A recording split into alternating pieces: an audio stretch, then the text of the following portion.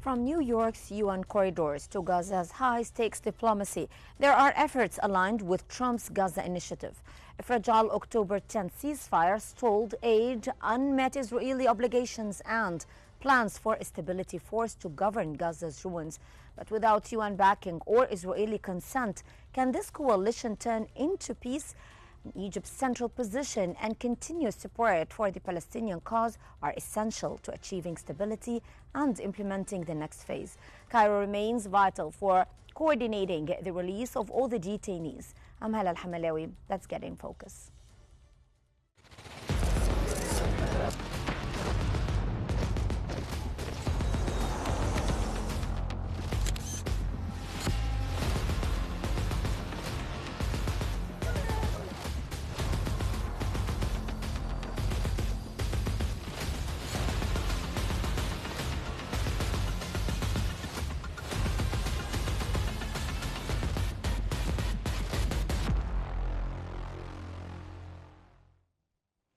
The Washington Post has reported that the U.S. is pushing for a central role for Turkey in managing and stabilizing Gaza post-ceasefire, rewarding its efforts to secure the release of detainees. However, this proposal has sparked strong opposition from the Israeli army, which fears placing a geopolitical competitor close to its border.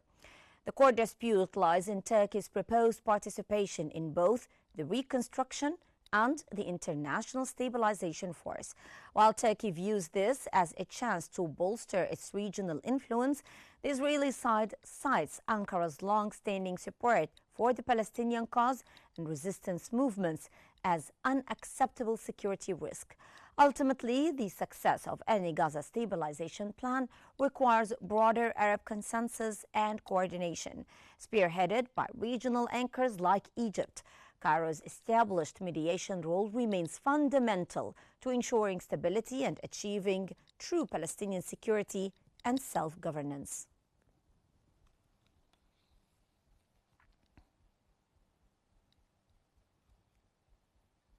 To provide more analysis, we're joined from Kentucky by Dr. Hussein Al-Khatib, political science professor. Welcome, Professor Al-Khatib, to Qnews. Now, can a stability force function in Gaza without UN approval, or is this a legal fiction that risks even deepening the crisis? It definitely can function without the UN Security Council resolution, but I think it will put it on a better footing if it has that. It gives it more legitimacy with the people of Gaza, with the people of the nations that are sending troops or observers to the Gaza Strip. So why Israel is rejecting Turkish involvement? Does that reveal more about Ankara's credibility or Tel Aviv's fear of losing control? With Turkey, Turkey has a close relationship with Hamas, historical and ongoing. And this is why I think they don't want them involved. They see them as close to the organization, and they see them as unfriendly to them as well. Well, given Egypt's central role in mediating prisoner releases and shaping Gaza's post-ceasefire future, sir, how critical is Cairo's leadership to the success of any regional stabilization plan? The fact that Egypt has a long, over the decades, relationship with Gaza, knows Gaza very well. Egypt ruled Gaza at one time. Egypt is needed to get to Gaza. They have to go through Egypt unless they want to go through Israel. And Egypt has played a role, mediator role for 2 years, has played a role over the decades as to Gaza. Therefore, Egypt is vital. It has been a key mediator with Qatar. But the geographic location of Egypt and the size of Egypt and the fact that it has historical ties to Gaza give it a special role in this plan. Professor Al-Khatib, is Donald Trump's Gaza plan being quietly rewritten in Istanbul with Muslim nations now steering what was once a U.S.-led deal? Well, I mean, the way that Trump approached this problem is that it's a broad outline. It's short on details, broad outline of how to end the conflict. Trump wanted to find a way to just end it because if he wanted to deal with the details and then get approval from the two sides, it would have been difficult. Hmm. Therefore, what he did is have a broad outline thinking that if he gets an okay from them, from the two sides, then he can take his time, his team, the mediators, the friendly Arab nations and Muslim nations play a role in bridging the gaps. I don't think that Trump thinks that time is of the essence.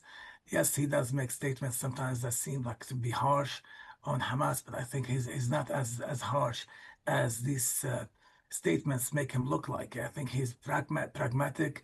He knows that he needs to have both sides at the table. He definitely does not want them going back to war. Hmm.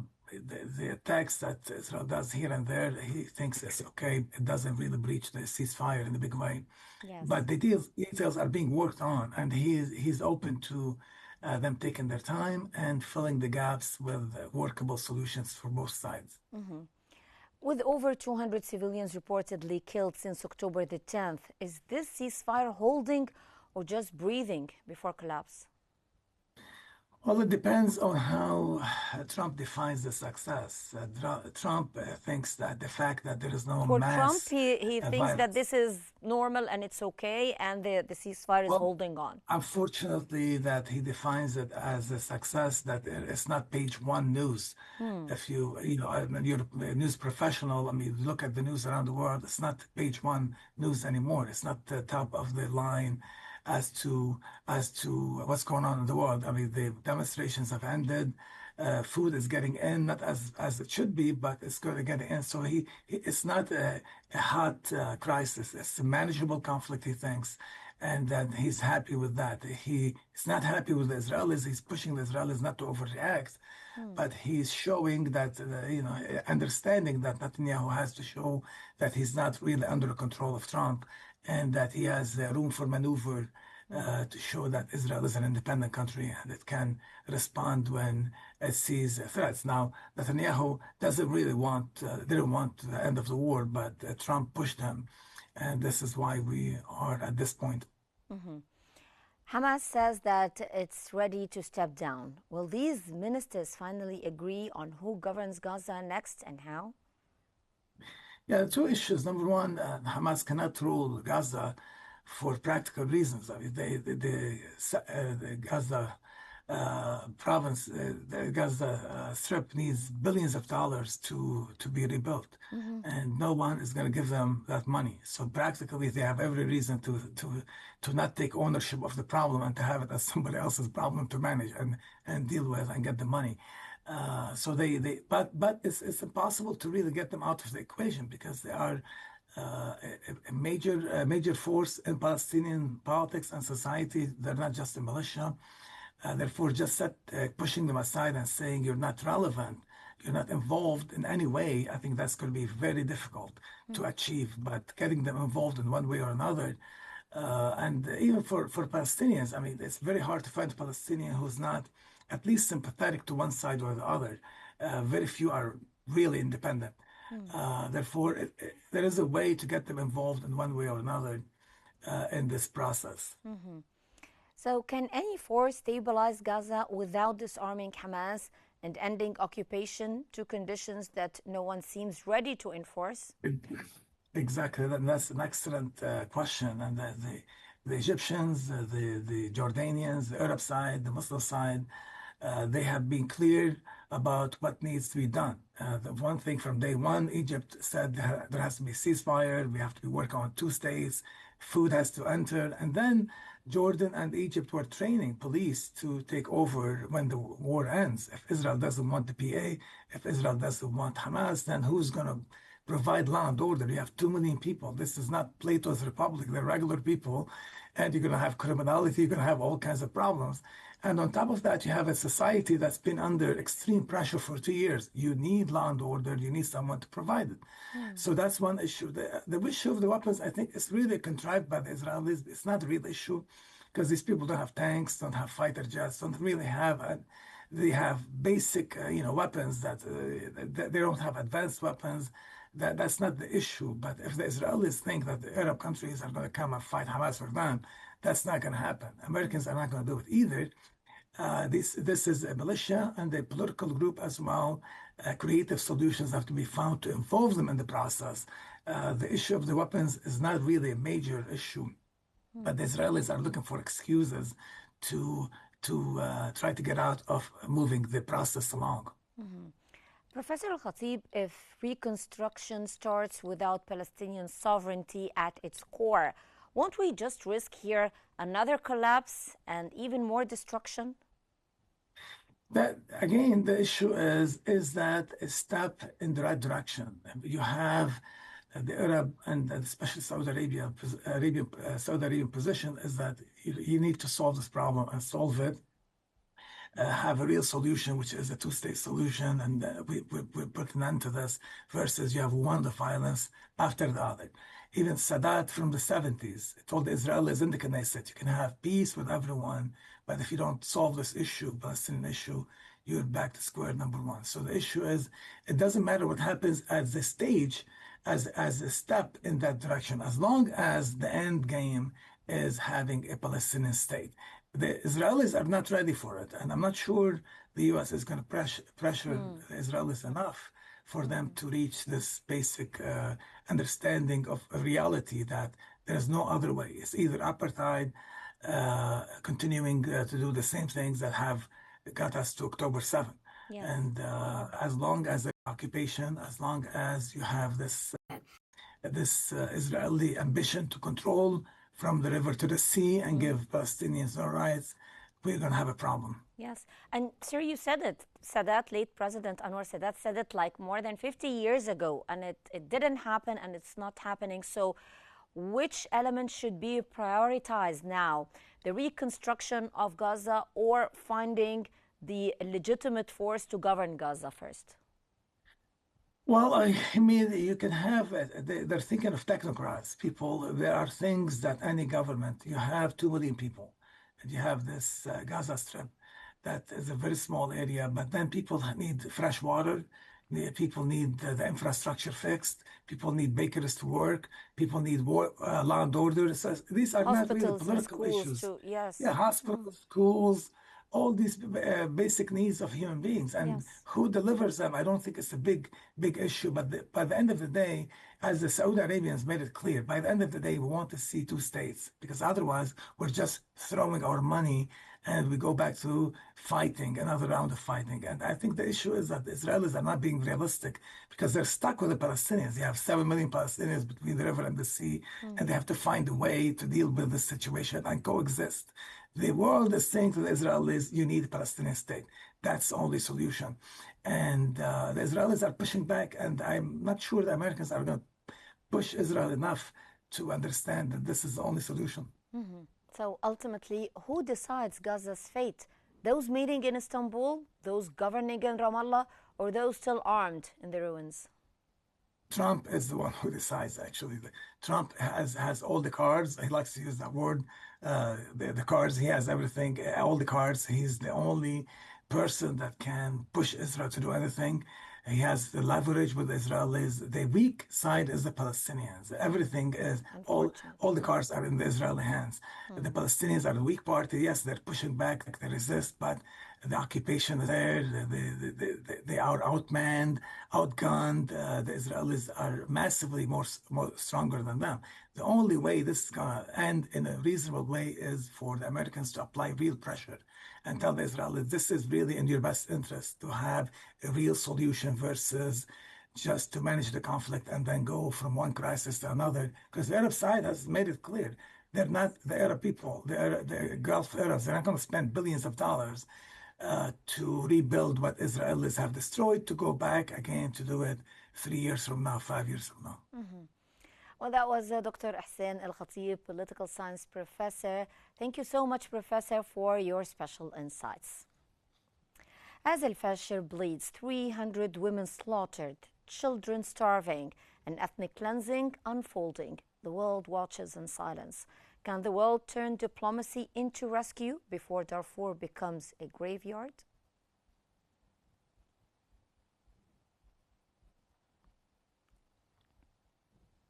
Well, the Daily News Egypt has highlighted that senior Egyptian and U.S. officials held strategic talks highlighting their crucial partnership for regional stability.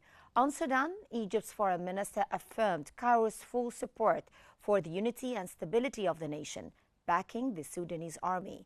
Cairo stressed its continuous diplomatic efforts within the quartet mechanism to achieve de-escalation and comprehensive ceasefire. Egypt condemned the recent flagrant violations in El-Fasher, expressing deep alarm over the deteriorating humanitarian crisis caused by the conflict with the Rapid Support Forces.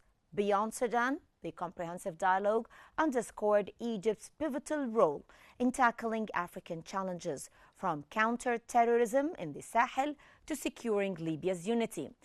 Minister Badr Abdelati also firmly asserted Egypt's resolve to protect its vital Nile water security.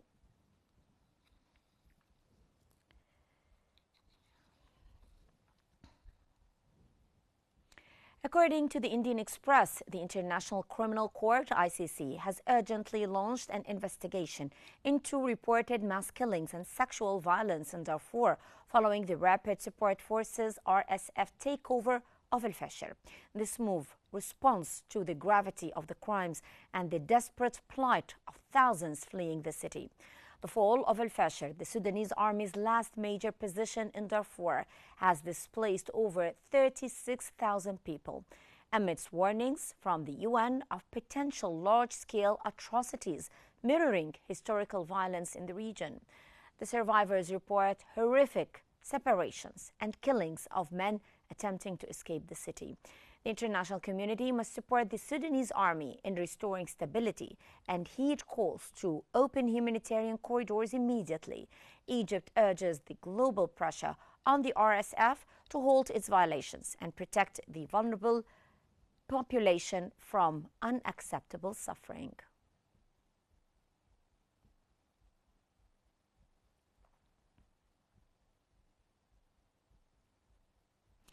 And to shed more light on the last updates and developments regarding the situation in El-Fasher and the fate of the Sudanese crisis, joining us from Cairo is Mr. Mikil Maghrabi, Africa specialist and former diplomat.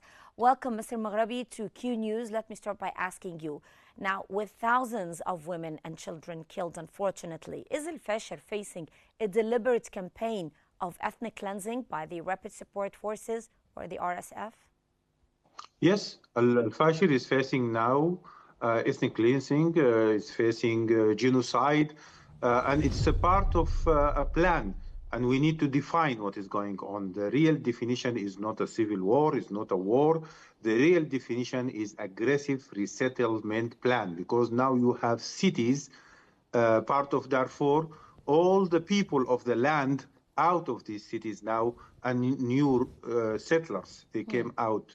They came from Sudan and they resettled in the areas of the people of Sudan. So the mindset that organizing this plan in Sudan is the same mindset that organizing what is going on in Gaza, what is going on in other places of the world.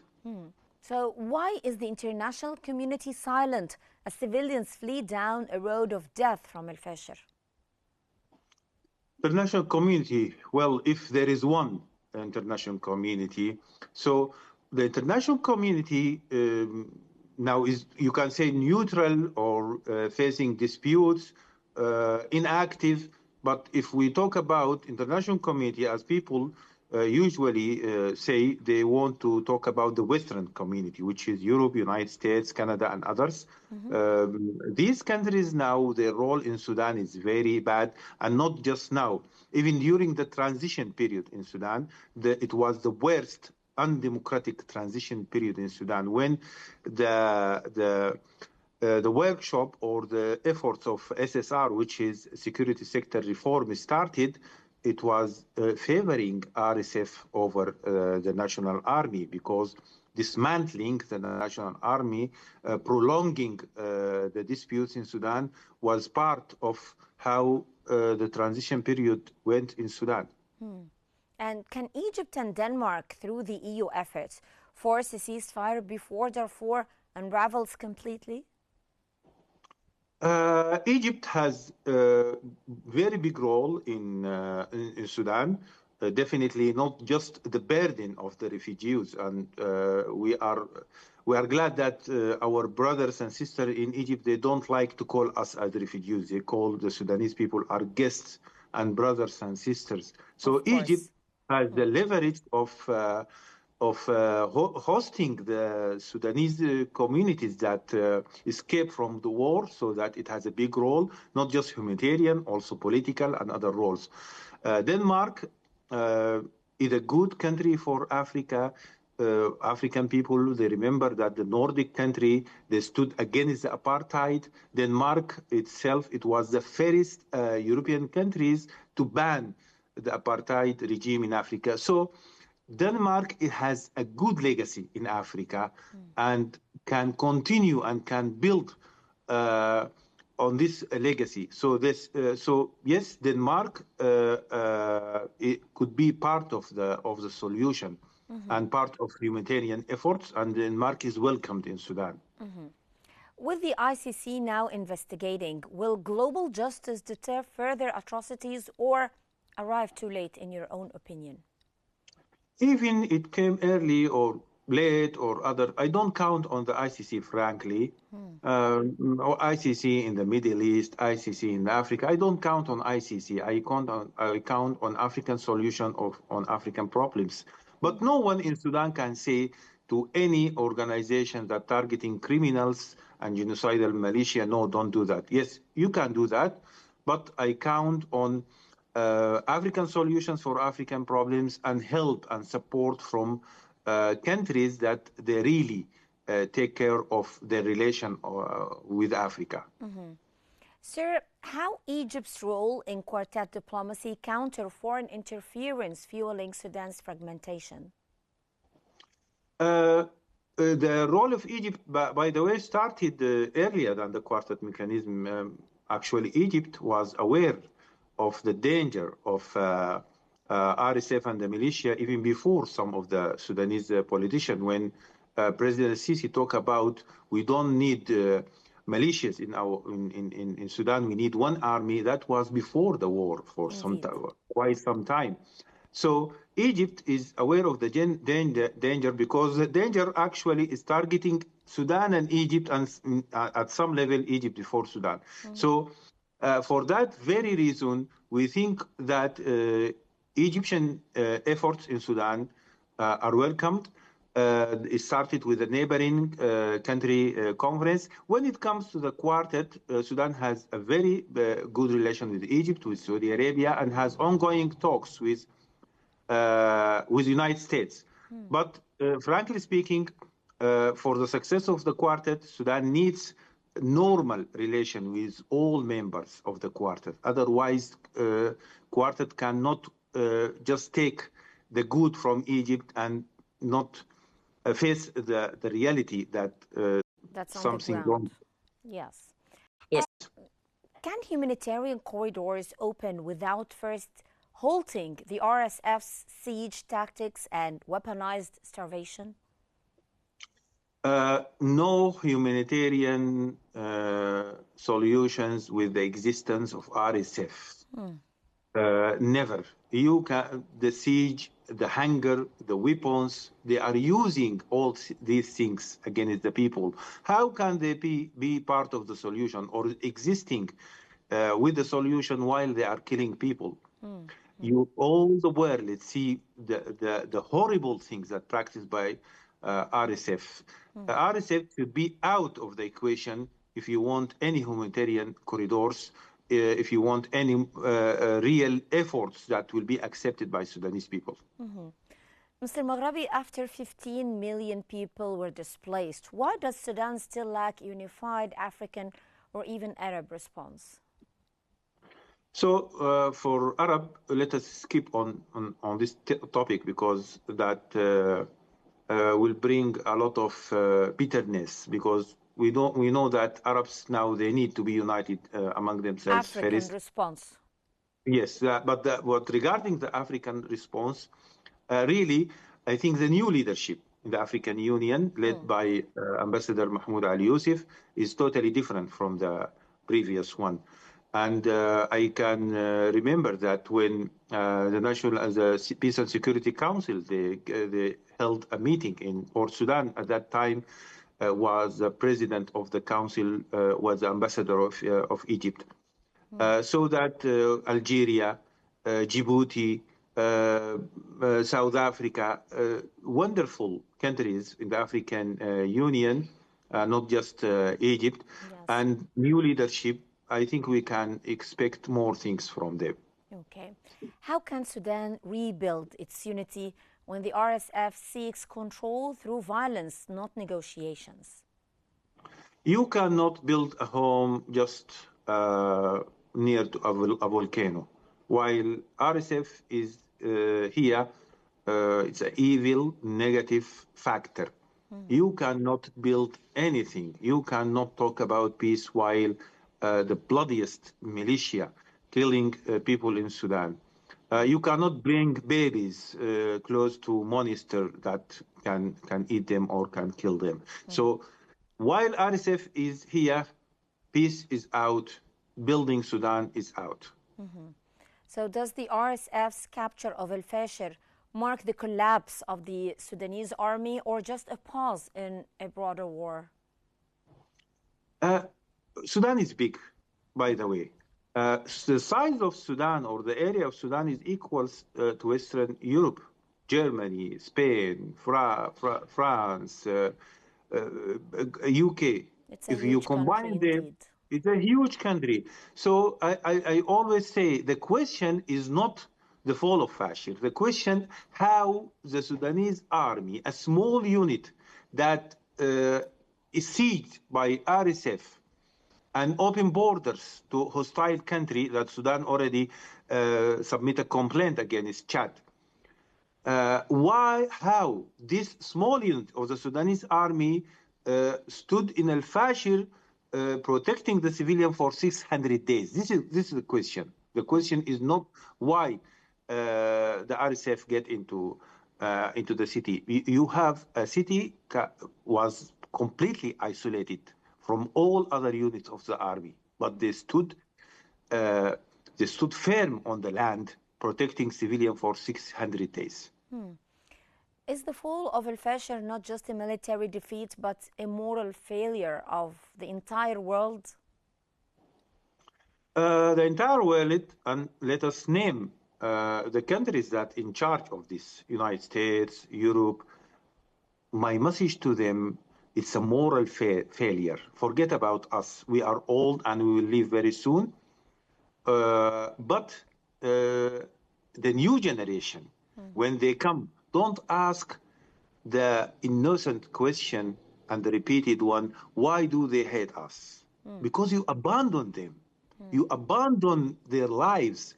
You let the bloodiest militia to kill them and to kill the babies in front of your eyes. Yes. So they will hate you, and it's time now to stop this. It's time now to side with the Sudanese people against the RSF. Well, that was Mr. Mikil Maghrabi, Africa specialist and former diplomat. Thank you so much, sir, for your valuable and informative knowledge. From Gaza's fragile truce to Darfur's unfolding massacre, two crises test the world's conscience and Cairo's resolve. Will diplomacy deliver peace, or will silence seal more suffering? This actually brings us to the end of today's episode of In Focus. My name is Hilal Hamalawi. I thank you so much for watching, and stay tuned for more updates here on Qnews.